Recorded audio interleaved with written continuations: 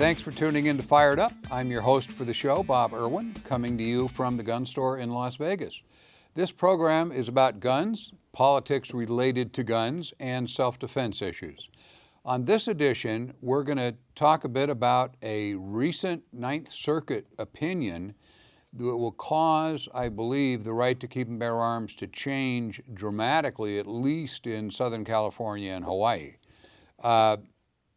A story about a Cleveland property owner who has shot a continuing string of burglars, now may face charges in his fourth shooting over a year, less than a year. And we're going to talk a little bit in the last panel about Brady checks. What happens with them? Do they really reduce crime, or are they just basically a pain to go through? We're going to start out, however, by talking about this Ninth Circuit court case. What's going on is the Ninth Circuit has, which is basically the Western United States Circuit, has struck down some San Diego County rules that prevent citizens from carrying a loaded firearm outside their homes. Actually, the counties of San Diego, Orange County, Los Angeles County, and San Francisco virtually don't issue concealed weapons permits at all. And California law also outlaws open carry of a loaded firearm. Not an unloaded one, but a loaded one. All right, the San Diego County Sheriff rarely approves any application for CCWs, and now no one can carry openly if their gun is loaded. And he was the primary defendant on a lawsuit from several residents who claimed that their Second Amendment rights were violated because of that. So you can walk around with an empty gun, but you can't carry one that's loaded, and you can't have a concealed weapons permit, according to this guy. Well, that leaves no way to have a gun for self-protection unless you're standing in your home. The sheriff also allows county citizens to keep a firearm, but not to bear a firearm. Very magnanimous. Unless they show it to a sheriff with like a compelling need, I think is the phrase that they use it to. And like you said, Tony, the state law allows no open carry. So how? But the criminals do bear arms, and relatively unfettered by any conscience, excuse me, and so, in essence, if you want to defend yourself, if you want to have the ability to defend yourself from violent crime, they make you a criminal because you want to do that, because you want to have the ability. You could throw your unloaded gun at them. Good point. Yeah. Hopefully it's the same caliber and you can get a magazine from them or something like that. If you hit them, like just throw it at them. You know, following the Heller decision, the McDonald decision, the Supreme Court has said that while some restrictions are permissible, blanket restrictions on the core use of the firearm, which is for self-defense, are unconstitutional. That's what led to Illinois having to adopt a carry permit scheme. And amazingly enough, the Ninth Circuit Court of Appeals, at least a 3-judge panel, it may go to an en banc panel, got this one right, because when you ban both concealed and open carry, you have blanket banned the use of this privilege, this right that we have to protect ourselves with firearms. Ultimately, we have what now is called a circuit split. We have circuits that say one thing, circuits that say another thing. That's one of the key ways that a case gets to the Supreme Court. When the law is being applied disparately to different citizens, Supreme Court has to step in, make a ruling. It'll take a couple of years to get there, but hopefully this is just one more in a long string of pro-firearms, pro-liberty, pro-defense cases the Supreme Court will hear and clarify for us. You know what I find disturbing here too is, as a law enforcement officer, I have a tough time believing that the sheriffs of these counties don't want honest citizens to be able to defend themselves. It's hard for me to believe that the sheriff of San Diego County is making a conscious decision, I don't want my citizens to be able to defend themselves. So that means that there's somebody else pulling the strings. And so it's my belief that it is the politicians that are forcing their will upon the law enforcement community. I'd be willing to believe that, except for sheriffs are elected. And so the city council doesn't have any control over them. And I'm not so unwilling to believe that there are individuals, based purely on the number of permits that have been issued in some of these counties. San Francisco has 0 permits. No, that's not true, Michael. I looked who- it up. okay, They who- have 9. 9 permits. Nine The whole permits. county. In the whole county. Yes. Has 9 permits, and they're probably all to politicians or highly connected individuals. The 9 members of the city The commission. city commission I would have, think. yeah. So let me get something else in here before I went right by it when we started the show. You can't right now. You can't carry concealed unless the sheriff decides to give you a permit. They modified their carry open law in 2012, which said you have to have an unloaded firearm if you're carrying openly, and they extended the definition of loaded to having it on your person. People up until the end of 2012 were able to carry a gun unloaded and have a magazine for it so they could put it together.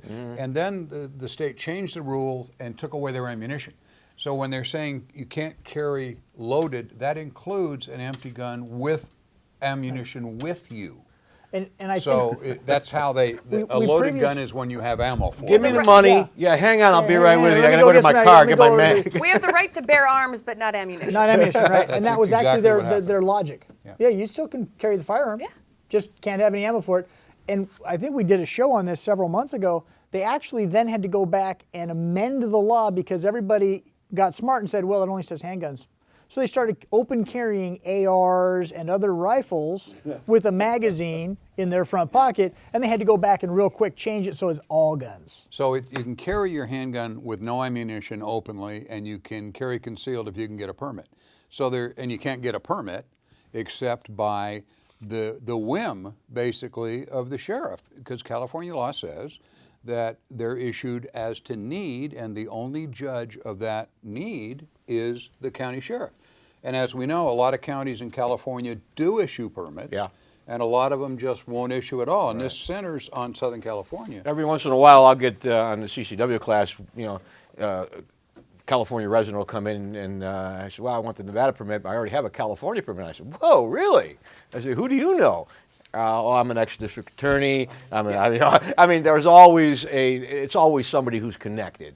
It's not Joe average citizen. I haven't looked it up recently, but there's an organization in California called CalGuns. Right. They're very proactive at keeping track of these things, and they had a list of every county and every permit that was issued, because under California law, they have to give that information out, not the names of the people, but how many. Mm-hmm.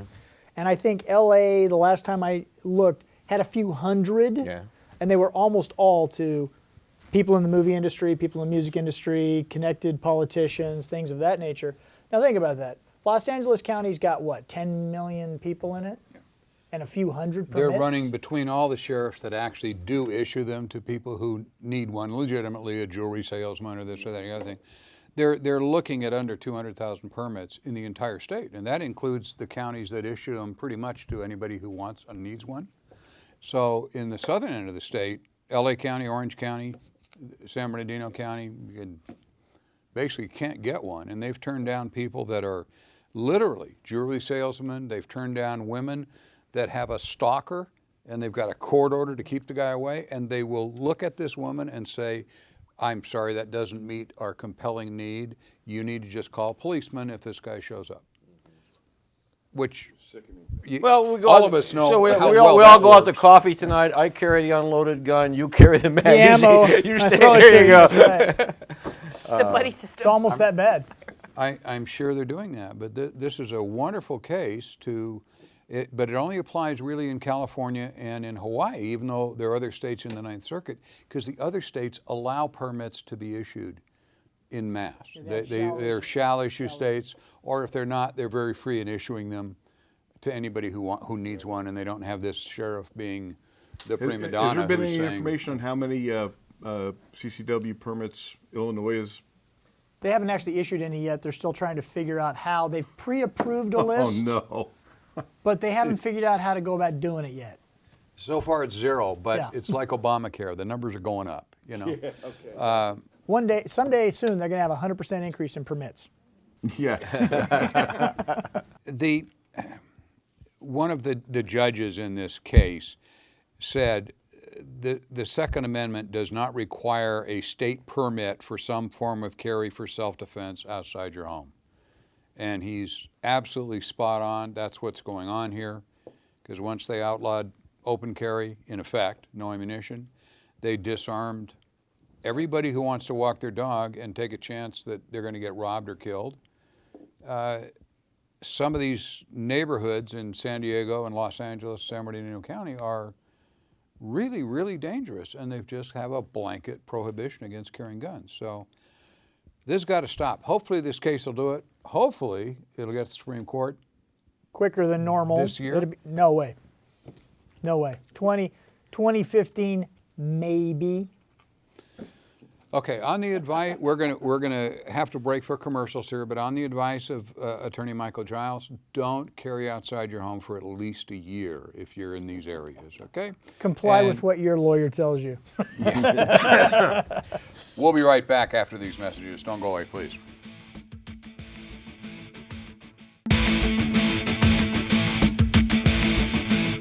And we are back here on Fired Up. This is a story about a middle-aged landlord in Cleveland who is getting in trouble over, it appears to be, too many shootings. He owns mostly vacant warehouses in East Cleveland. He got tired of all the break-ins in late 2012 and the physical threats from derelicts breaking into his place. And he actually shot a burglar in 2012 that was trying to attack him. All right, that shooting was ruled justified.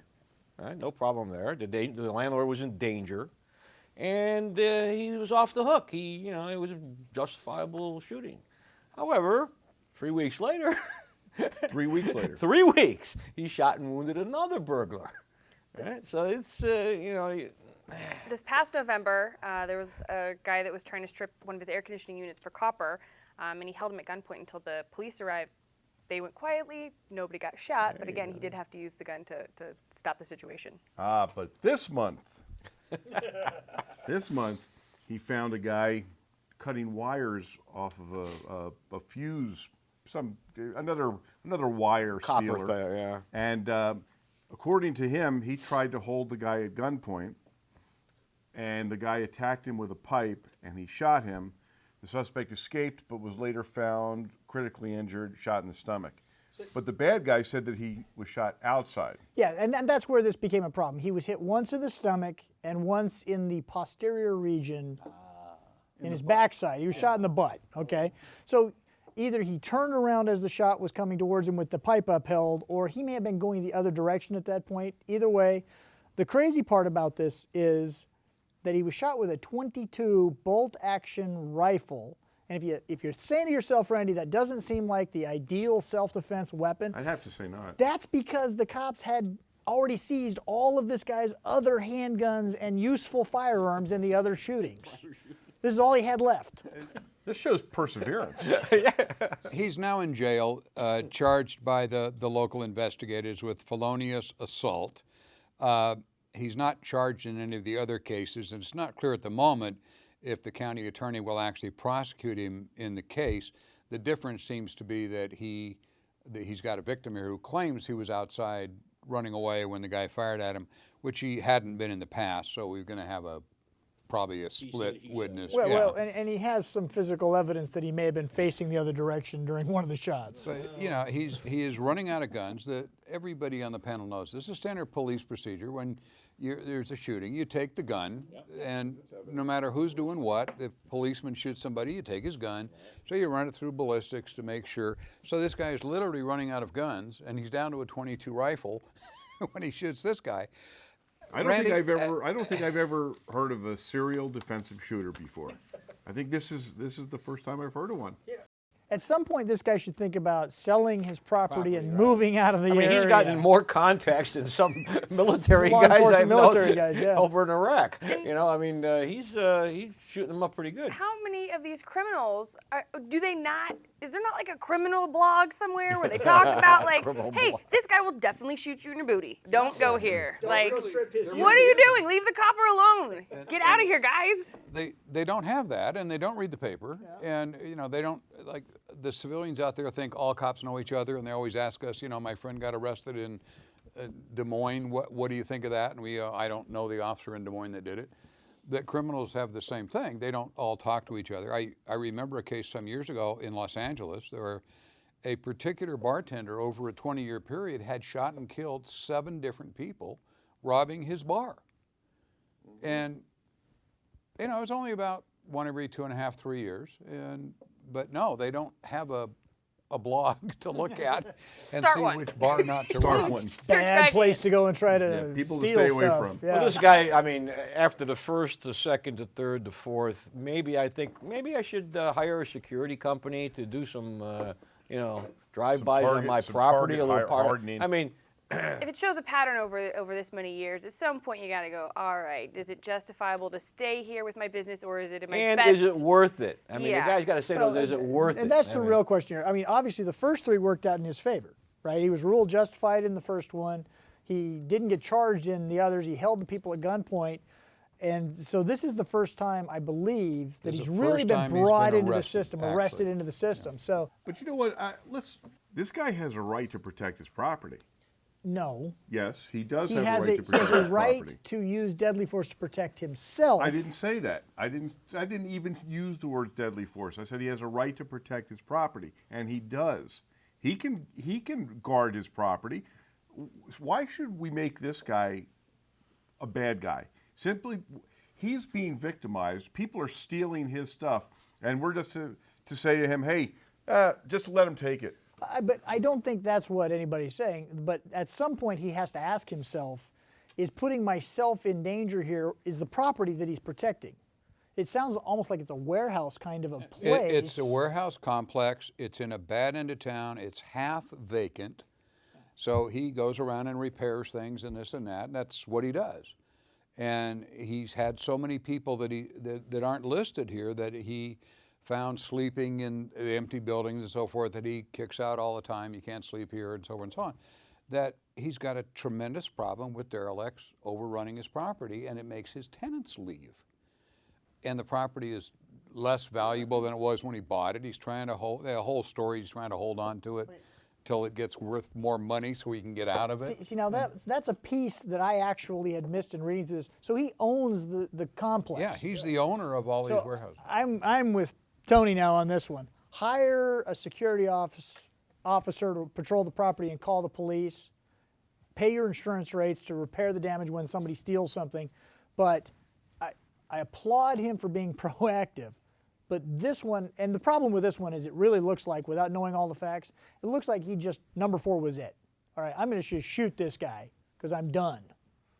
And if that's what the physical evidence pans out, he's not going to have to worry about selling his property. And I get what you're saying. He does have the right to protect himself, but at some point, is it worth it? If I know I'm going to get, if I'm living someplace and I'm going to get robbed once every 6 months because that's about the crime rate in my neighborhood, do I want to stay there if I have the means to leave? No. Maybe this guy's in a position where he And we've can't. had that discussion. Sure, that's Yeah, easy for us why- to say, yeah, get out. Why but should maybe he people can't. give up? Why should No, but why do you want to keep putting yourself in a position to like eternally engage in like gunfire and like and having to defend it and use it to this point where you have to physically hold people at gunpoint? So he should surrender. He should just surrender and say, you know No what? one's I give saying up. that. I give up. The bad guys take it. Take it. I'm absolutely with Randy here. If we, you know, Tony, if this was 6 burglars breaking into your house over a year, and you lose stuff, you get in gunfights and whatever, and when number 7 shows up, the police lieutenant comes down and says, you know, Mr. D, you just need to move. You would go, No, I'm not. no, I'm not moving. And that's right, what this guy is exactly. saying. And it's a personal. I think I'd move. Personally, I think I might move, but it's each to each his own. If it doesn't bother him, then you know what, he But can stay and fight. But you're a pacifist.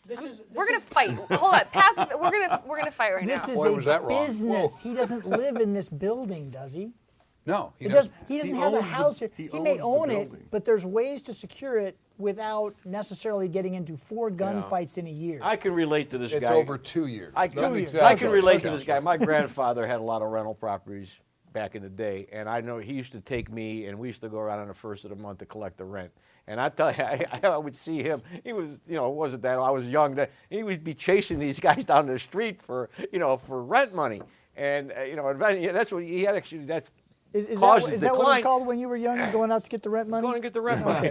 He actually had a heart attack. I mean, chasing some guy was. He got so upset. Yeah, I mean, and then I finally said, "Pa, I'll take care of it." And I'll take then care of it. I did. But it was. I could see the old school. Maybe this guy's old school. And I know my grandfather was that way. I'd buy him a taser for Christmas. Well, that's Not a that's bad not option. a bad option. Really? How about a fence around the property? It'd be cheaper than the legal bills are going to be on this one. It may be, but we just hate to tell somebody not to stand and fight. I mean, that's true. I admire the guy for what he's doing. He's on thin legal ground, but this is his choice, and God bless him. I hope it comes out all right. I'll send something to his defense fund. I'm sure he's got one. This is a big deal in Cleveland right now. We're going to break right here. We'll be back in just a minute. Don't go away.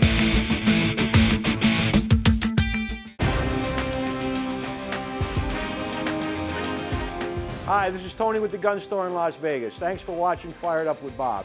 We're here at the gun store today, and we're going to be doing a very, very unique gun. Today is the Smith & Wesson Model 76.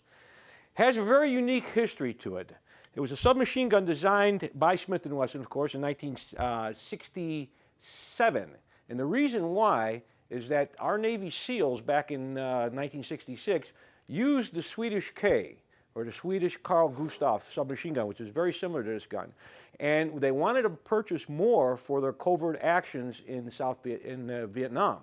And because of that, Sweden, who manufactured the Swedish K, there was an embargo, an arms embargo. Because they were against the Vietnam War, they wouldn't sell the United States the machine guns, any firearms. So the United States, the SEALs, they went to Smith & Wesson, and in 1967, very quick turnaround in development, they came up with this here gun, the M76. Now, this is a virtual clone of the Carl Gustaf Swedish K. It looks the same, the controls are the same, however, there are some subtle, slight differences. This is a blowback fired 9mm submachine gun, and it is a select fire. It has a full semi switch on it here. It fires from an open bolt, and it has a folding stock, which is quite nice. A couple bad things about this gun is that the sights are welded onto the receiver, and they are non-adjustable. In other words, once it's set, and you can't change it. You have to, if the gun does not shoot the point of aim, you're going to have to use Kentucky windage to make up for it. I know that a few of them, people that I know have tried to bend the front sight one way or another. In fact, one guy actually broke it off the gun trying to adjust it. Mine, I own one of these, and when I'm aiming dead center, mine will shoot about 4 to 6 inches off to the right, and there's really nothing you can do about it. The gun is shoots about 725 rounds per minute. It's kind of fast. In 1968, about 1968, the Navy SEALs kind of didn't want it anymore, and then the gun was sold to civilians before the '86 ban, and it was sold a lot to police departments. In fact, our police department, where I'm from in Rochester, we made a deal back then. I couldn't believe that they did it. I didn't have anything to do with it, but we had beautiful 1928 Thompson submachine guns, and the lieutenant in charge of the academy at the time traded a dealer 1-for-1, a Thompson, 28 Thompson for a Smith 76, and I think these here were about $79 when we bought them way back when. So that dealer was probably quite happy when he ended up with those Thompsons, probably worth about $30,000, $40,000 today. We're going to shoot this gun today and show you the rate of fire, and hopefully this one will be a little bit more accurate than mine is. Like most submachine guns, it shoots from an open bolt. We'll cock it back. The magazine that they developed for this gun is a double feed type magazine, either side, and the Swedish K magazines are virtually the same. However, the Swedish K magazines are a little bit thicker. If you went to buy a Smith & Wesson magazine, they cost about $125. You can buy a Swedish K magazine for about $35 to $40, and all you have to do is just take about 30 thousandths off this back, and they'll fit right in. So, and actually, I think some of the Swedish K magazines are probably even higher quality than the Smith & Wessons. But anyway, we're going to pull the bolt back. We're insert it. The magazine release is right here, so it's very, very nice, quick magazine change capability. We're on full auto. We're going to do a couple short bursts, and then we'll have at it.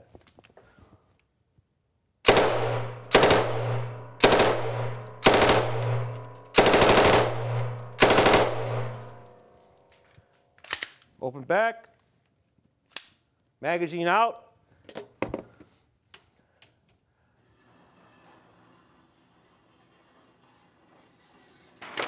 And this one shoots very well. This one shoots almost directly point of aim, which was quite nice.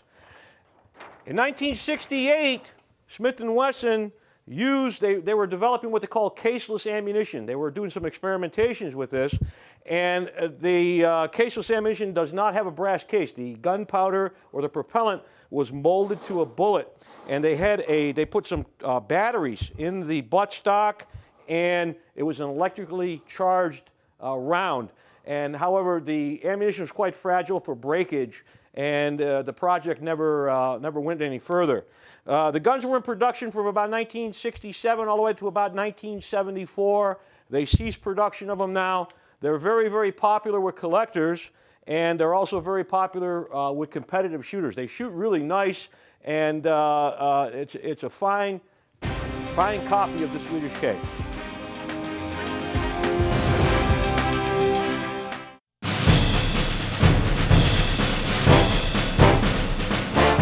Hi there, Mike Rogers from the Gun Store. Time for more On of the Week. Let's see how not to do things.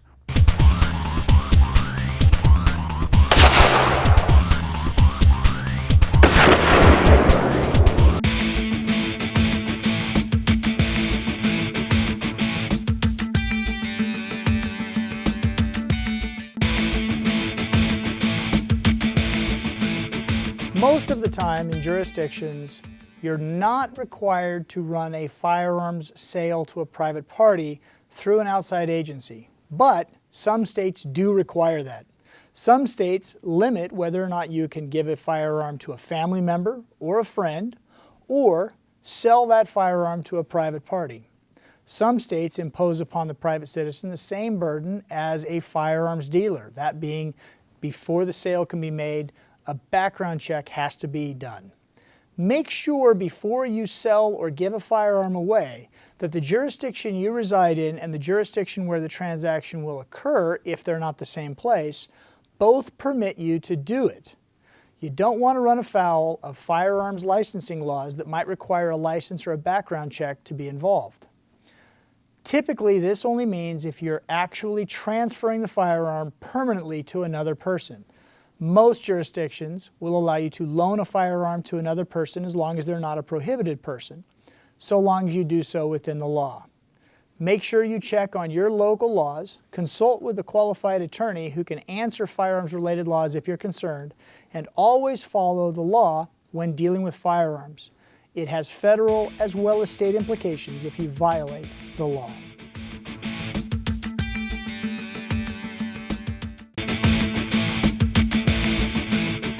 Hi everybody, this is Mike Rogers from the Gun Store. Tonight we're going to talk about the genius Eugene Stoner's brainchild and everything that's evolved ever since he invented the original AR-10. That was done back in the 50s. Springfield was trying to compete for a big contract for the military rifle. Political decisions later made that the M14. But one of his designs, the AR-10, was the precursor to what I have in my hand. The rights to that gun were bought by Colt in 1959 from the Armalite Company. They made a couple of versions of this. The AR-15, which was named after the AR, was their semi-automatic version. The M16 and its precursors were the modern battle rifle. as designed by Colt. This little gem here was used for a number of years in Vietnam. It evolved from a rather simple gun into a much better gun. Early on in its development, some of the things that were originally designed by Stoner were ignored. Things like a chrome-lined bore, a chrome-lined barrel, some of the other features on it, and certain problems started erupting in Vietnam and affected the reputation of the gun for reliability. Another thing that occurred was for decisions, again political, the gunpowder was changed, and the combination of the fouling created by the non-spec gunpowder and the lack of chrome lining in the barrel of the chamber caused us to have some reliability issues. When it became the M16A1, a lot of changes were made and things were upgraded. The chamber was chromed, then eventually the entire barrel was chromed. A forward assist was put on. That was something that Stoner never designed, but was decided somebody thought it was a good idea. And a couple other things were changed in the gun to make it more reliable. What's really interesting about this gun is it's been in service now with the U.S. military for more than 50 years. And the young GI from Vietnam in 1966 could pick up his counterpart, today's version that's being carried in Iraq, and he would be entirely comfortable with it. One of the reasons for the longevity of this system is the simplicity of the operating system. It's designed around a couple of different features. One of the things that's really important about this is it's a direct impingement gas system. This tube that runs over the top from the gas port here captures gases from the round when it's fired, and it pushes the bolt to the rear. It retreats into the stock against a buffer and spring like this. That spring drives it back forward, and when it does so, it picks up the next round from the magazine and places it in the chamber. The operator, to change magazines, simply drops the one he has, puts in a fresh one. He can charge the gun like so. The bolt releases right here, and it's ready to go. Another one of the things that's really popular with this system is the best guns are operated when you're on target, your safety is off. When you're off target, your safety goes back on. The ergonomics of this allow this more easily than just about any gun ever made. It's quite an amazing system, and it's basically unchanged since then. Some of the components have changed. There's a lot of stuff that adds variety. Ammunition has changed over the years. Back in the day, the old 193 ammunition was actually quite effective because it tumbled a lot in human tissue. A lot of people in NATO thought that was a bad thing.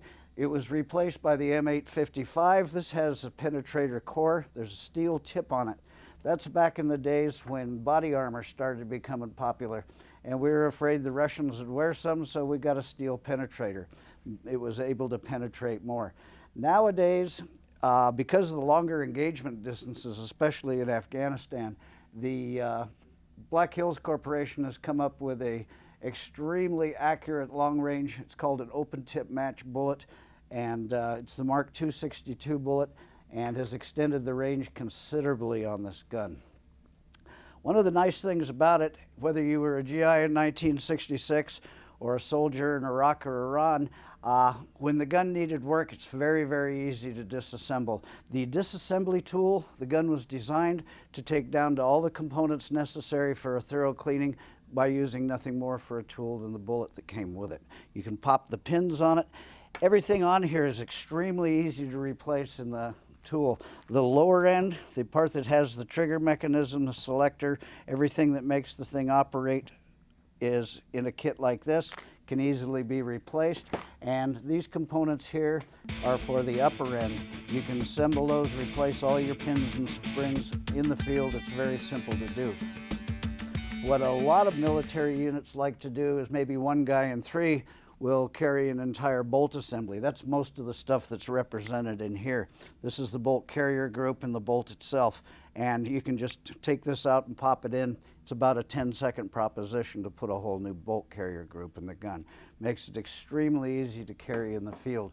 All of this stuff is what I take with me to the range when I do it. Got a cleaning kit, a cleaning rod, extra charging handles, some lubrication. If I decided to change the configuration of my gun, it's very easy to do. What made that possible was the addition in the modern guns of the Picatinny rail system. It's along the top of the gun and allows mounting of a variety of different sights. We've got some different things here today, and along the sides to have accessories that can go on here. The modern gun will have a laser system, lights involved on it and stuff. I can add these with this system very, very quickly. I could put all that stuff on here, a light and a foregrip, and anything that I wanted to do to accessorize this in probably about 5 minutes, have this thing completely changed and reconfigured. That includes the sight system.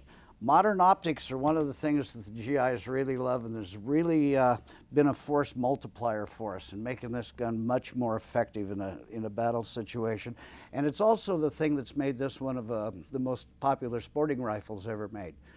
The M4, M16 series rifle absolutely trounces everything else in the gun business as far as sales are to normal citizens.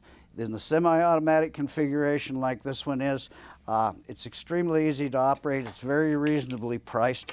You get all the things that the GIs love about it, plug-and-play type systems, and a variety of ways to accessorize it. As a gun guy, you think of this as Legos for guns. We've got lots and lots of ways to personalize it. This one I painted. This one has a 1-to-4 optic on it. I can take the power settings anywhere from 1 power to 4 power with a twist right here. At 1 power, I've got a fiber optic enhanced and a tritium, which glows in the dark reticle in the sight. I can take this out to 400 yards. And that's not only good to be able to make this nice for close range plinking or longer for coyote hunting, but in the hands of a police officer these days, engagement distances are getting really long.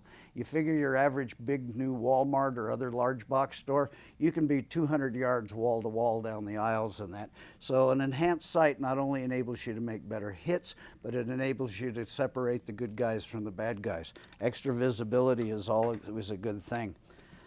Red dot sights are extremely important. This is the more popular type. This and the aim point lead the league in red dot sights. And what this allows is a heads up firing position where the user does not have to close either eye. It's not one or the other. You see the system, you put the sight on target, you press the trigger. And with the characteristics of the bullet flight of the AR-15 family of rifles, the 5.56 cartridges, basically you get a 50-yard zero, and between 5 yards and 400 yards, it's just a matter of holding over. Lots of good stuff we can put on these guns, and changing them around is something that's very popular. Again, the Legos effect. If I wanted a backup sight system for this, they're readily available. They've been designed and they're affordable. I can pop these up should this sight fail. This is co-witness through here, and I can get the same sight picture a little different. This one has a couple of different settings on it, what they used to call day and night, long and short range settings on the gun. One of the other things that's changed a lot over the years is the old .308 caliber, the much bigger bullet that the 5.56 replaced, has become very popular in this. The original AR-10 design of Eugene Stoner's is reemerged. They make these guns in a variety of calibers now. If you're a hunter, if you're a competition shooter, this is really popular. This particular gun right here is not only an excellent competition gun for long-range shooting or long-range hunting. This one has a 4-to-16 sight on it. Very powerful. It has a first focal plane reticle on it, so it's very, very easy to use. And this particular gun is in use by the British Army for their designated marksmen and has been making hits past 800 yards.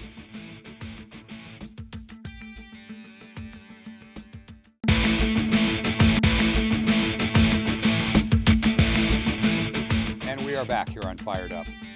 I thought it might be interesting at this point to look at the federal Brady background check system for a few minutes. It's common discussion if it works, if it doesn't work. For those of you not familiar with the gun issues, the Brady check system is a criminal history check that firearms dealers are required to have people go through when they purchase a firearm. This has been the law since 1998, I believe. It was designed originally to prevent prohibited individuals from getting firearms, those with criminal records, those with mental illnesses, drug addicts, fugitives from justice, illegal aliens. It was supposed to weed them out because they would give that information to you, the seller, and you could check them. We wouldn't give them the gun. And there we were. Right. So you have like a quick, free computer check off. You go about your way with your firearm. The bad guys are obviously declining the system, so everything's safe. Like crime rate must drop, and the world's just all hunky dory in a beautiful place, right? That's how it works. Well, if you believe the administration, and we know how believable this administration is, then 2 million people, more than 2 million people, since the inception of the program was 1998, right? Yeah.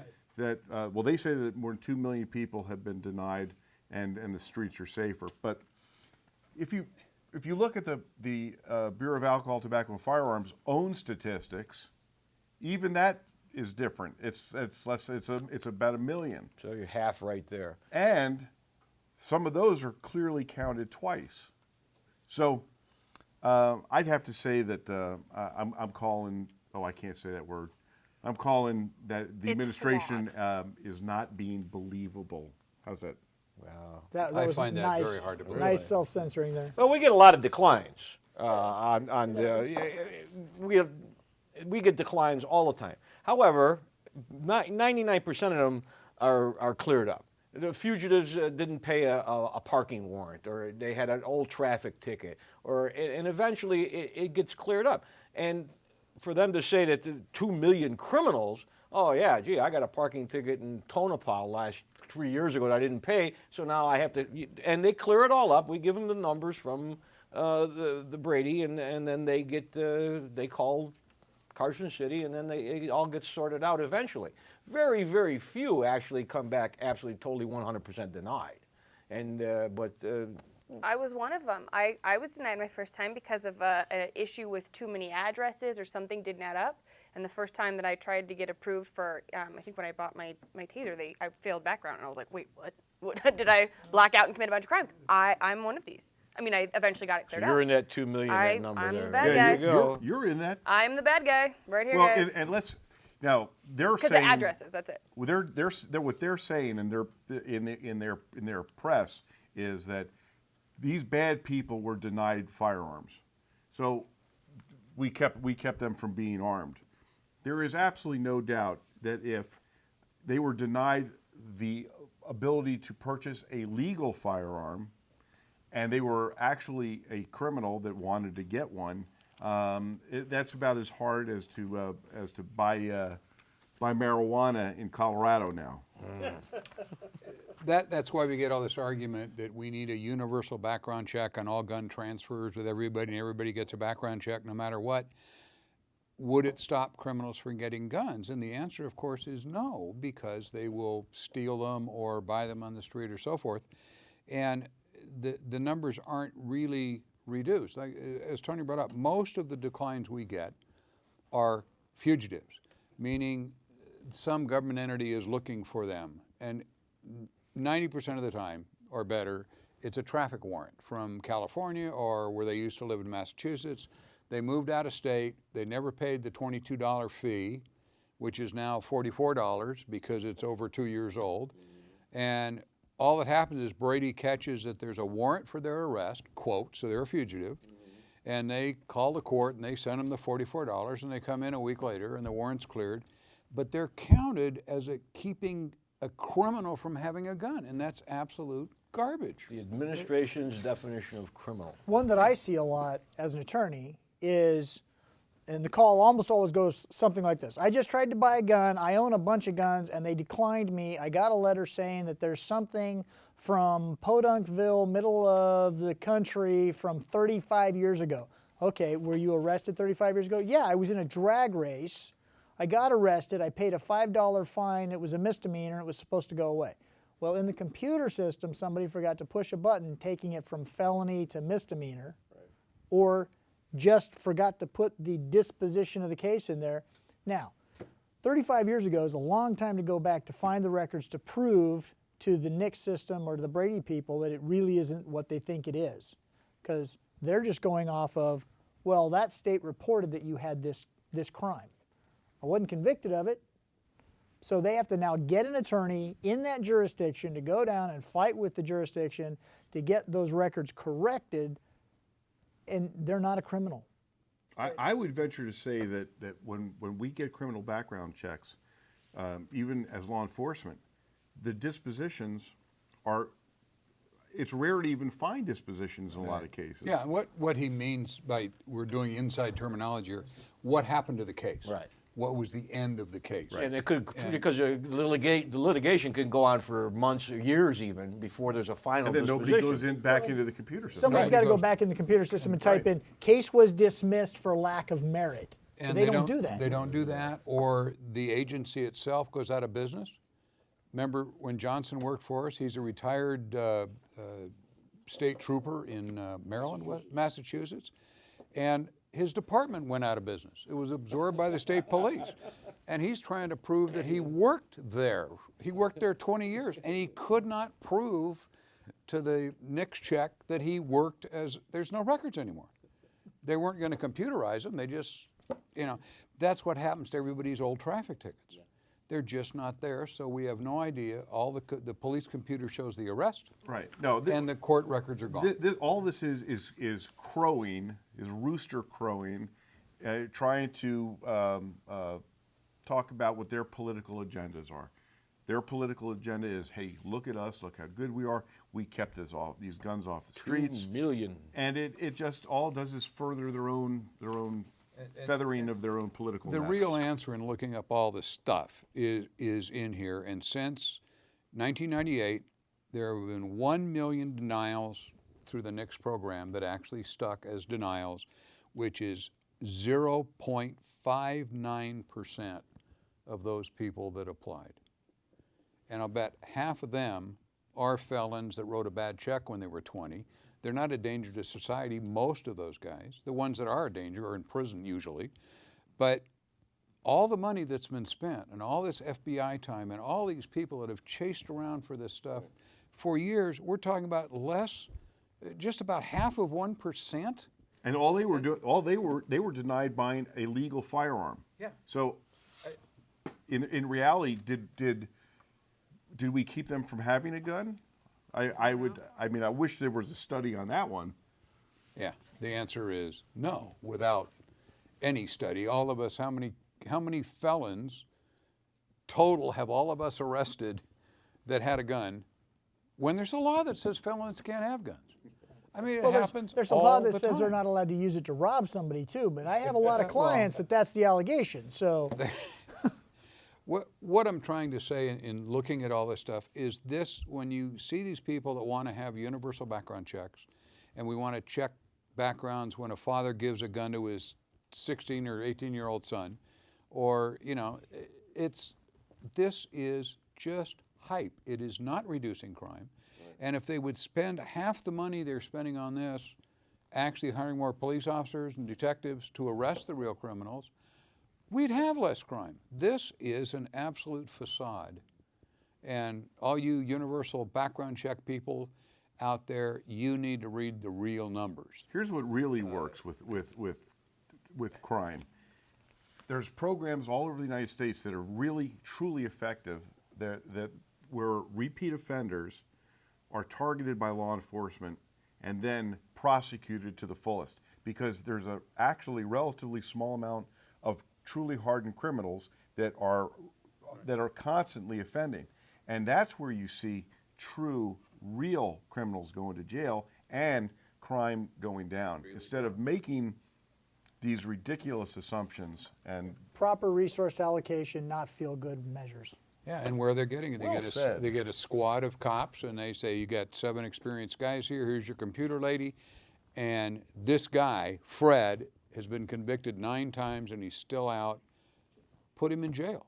And they work the case and take Fred off the street, and he's committing 12 or 15 crimes a year that they know about. Anyway, there's better ways to do this than background checks on honest citizens.